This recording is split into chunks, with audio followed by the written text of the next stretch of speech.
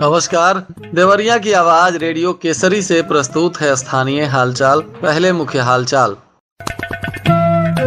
अंतर्राष्ट्रीय योगा दिवस पर कई जगह कार्यक्रम हुआ आयोजित। अधिवक्ताओं ने न्यायालय का बहिष्कार कर किया विरोध प्रदर्शन। संदिग्ध हालत में एक युवक का शव कमरे से पुलिस ने किया बरामद। पद्म विभूषण, पद्मश्री और पद्म भूषण के लिए आवेदन की प्रक्रिया शुरू। फंदे से लटकता मिला एक युवती का शव, पुलिस जांच में जुटी।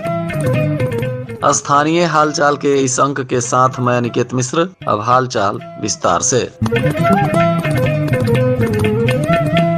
अंतर्राष्ट्रीय योगा दिवस के अवसर पर जिले में विभिन्न क्षेत्रों में योग का कार्यक्रम आयोजित किया गया था, जिसमें सर्वप्रथम सुबह व्यवहार न्यायालय परिसर में भी योगा का कार्यक्रम आयोजित किया गया, जिसमें तमाम न्यायाधीश गण और अधिवक्ता गण ने एक साथ योगा कर स्वस्थ रहने के मूल मंत्र को योग प्रशिक्षकों से जाना।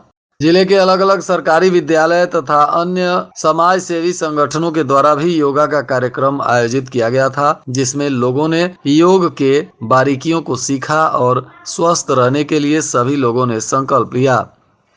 जिला अधिवक्ता संघ के अध्यक्ष और डीएम के बीच हुए विवाद को लेकर अधिवक्ताओं ने न्यायालय का बहिष्कार कर कलेक्टेरिएट में प्रदर्शन किया। इससे दीवानी और कलेक्टेरिएट न्यायालय में न्यायिक कार्य नहीं हो सका। अधिवक्ताओं के प्रदर्शन के बाद बैठक कर आगे की रणनीति बनाई गई। बुधवार की घटना के चलते गेट से लेकर अंदर कलेक्टेरिएट तक पुलिस छावनी बना रहा। चारों ओर की गतिविधियों को कैद करने के लिए कैमरे लगाए गए। पीआरबी वाहन पूरे दिन परिसर में खड़ा रहा। बताते चले कि अधिवक्ता संघ के अध्यक्ष सिंहासन गिरी और जिलाधिकारी के बीच एक मामले को लेकर नोकझोंक हो गई थी। चैम्बर से बाहर निकलवाने के विरोध में अधिवक्ताओं ने डीएम कार्यालय पर उग्र प्रदर्शन किया और इसी को लेकर अभी तनाव की स्थिति बनी हुई है।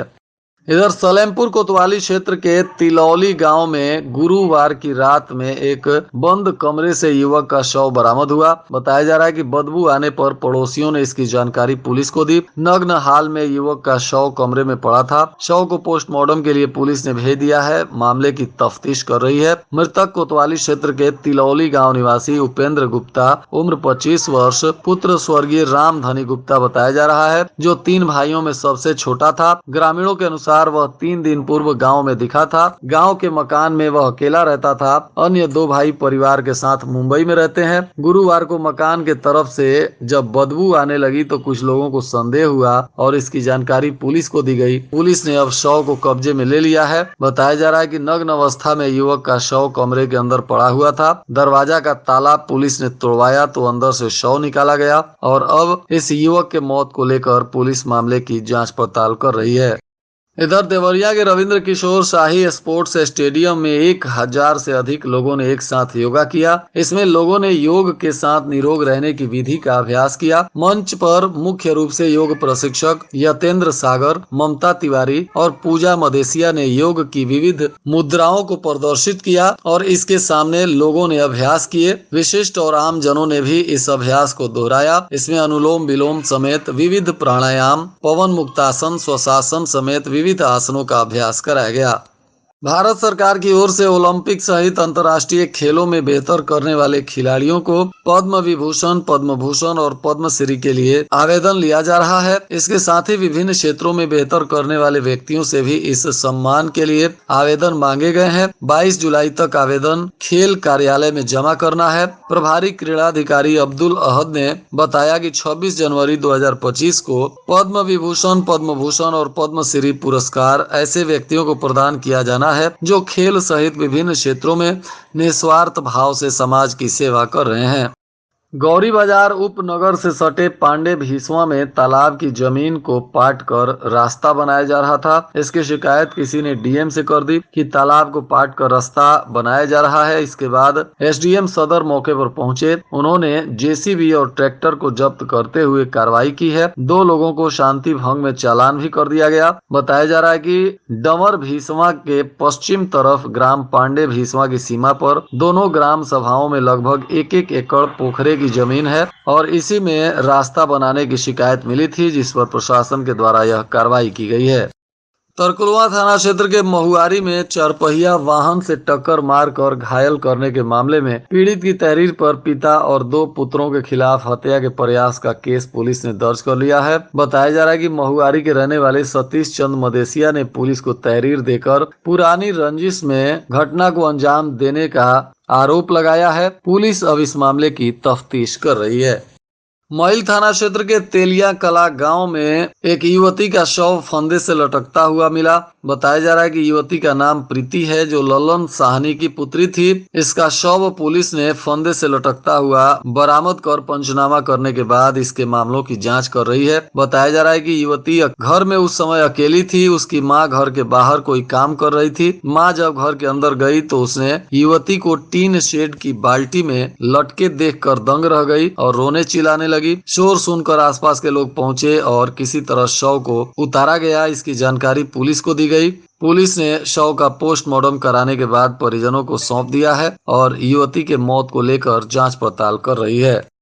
रामपुर कारखाना विकास खंड में 102 राजस्व गांवों के सापेक्ष 138 सफाई कर्मी तैनात कर दिए गए हैं। अधिकारियों की मिली भगत से सृजित पद से अधिक सफाई कर्मियों की तैनाती की गई है। कुछ सफाई कर्मियों ने अपनी सुविधा के अनुसार भी तैनाती करा ली है। बिना काम कराए 3 दर्जन सफाई कर्मी के नाम पर 12 लाख रुपए हर महीने सरकारी धन की लूट भी हो रही है। अब इसकी लोकायुक्त से शिकायत की गई है, जिसको लेकर मामले की तफ्तीश की जा रही है। इस मामले में स्थानीय विकास खंड के सहबाजपुर गांव निवासी अलख प्रसाद ने रामपुर कारखाना ब्लॉक के एसडीओ पंचायत से ब्लॉक में सृजित पद और तैनात किए गए सफाई कर्मियों का ब्यौरा मांगा था। एडीओ पंचायत से प्राप्त ब्यौरे के मुताबिक जब यह मामला सामने आया तो अब इसकी शिकायत की गई है। जिला परिवीक्षा अधिकारी अनिल कुमार सोनकर ने बताया कि जनपद में संचालित पति की मृत्यु के उपरांत निराश्रित महिला पेंशन योजना में वित्तीय वर्ष 2024-25 में आधार से लिंक बैंक खातों में पेंशन की धनराशि का भुगतान किया जाएगा। जिन लाभार्थियों के बैंक खाते आधार कार्ड से लिंक नहीं है, वह सभी लाभार्थी यथाशीघ्र अपने संबंधित बैंक शाखा में जाकर आधार कार्ड से लिंक कराते हुए NPCI तथा DBT अपडेट करा लें।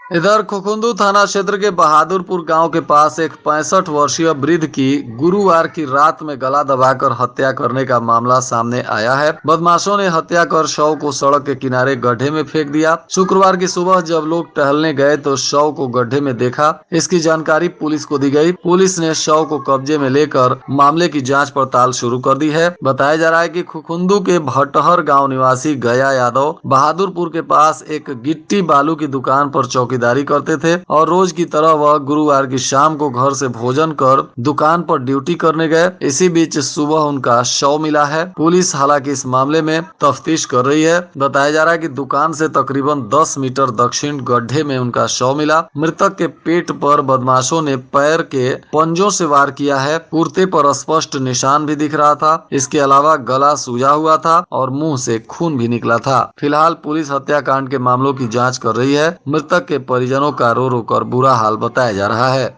देवरिया सदर रेलवे स्टेशन से गुजरने वाली ट्रेनें 19 से लेकर 12 घंटे तक विलंब से चल रही हैं। इससे यहां बैठकर यात्रियों को काफी इंतजार करना पड़ रहा है। सभी प्लेटफॉर्म पर स्वच्छ और ठंडे पानी तथा बाथरूम की समुचित व्यवस्था न होने से भी यात्रियों को भारी परेशानी हो रही है। खासकर महिला यात्रियों को भारी समस्याओं का सामना करना पड़ता है। बताया जा रहा है कि ट्रेनों की लेट लतीफी से यात्रियों को जो समस्याएं आ रही हैं, उनमें महिलाओं की परेशानी सर्वाधिक है। 15 दिनों से आग बरसा रहा मौसम थोड़ा सा राहत तो जरूर दिया है, परंतु लंबी दूरी की ट्रेनों का लंबा इंतजार सभी को काफी खल रहा है।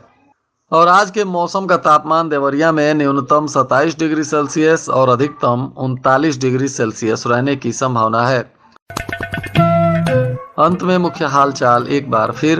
अंतर्राष्ट्रीय योगा दिवस पर कई जगह कार्यक्रम हुआ आयोजित। अधिवक्ताओं ने न्यायालय का बहिष्कार कर किया विरोध प्रदर्शन। संदिग्ध हालत में एक युवक का शव कमरे से पुलिस ने किया बरामद। पद्म विभूषण, पद्मश्री और पद्म भूषण के लिए आवेदन की प्रक्रिया शुरू। फंदे से लटकता मिला एक युवती का शव, पुलिस जांच में जुटी। इसके साथ ही रेडियो केसरी से प्रसारित स्थानीय हालचाल का यह अंक समाप्त हुआ। नमस्कार।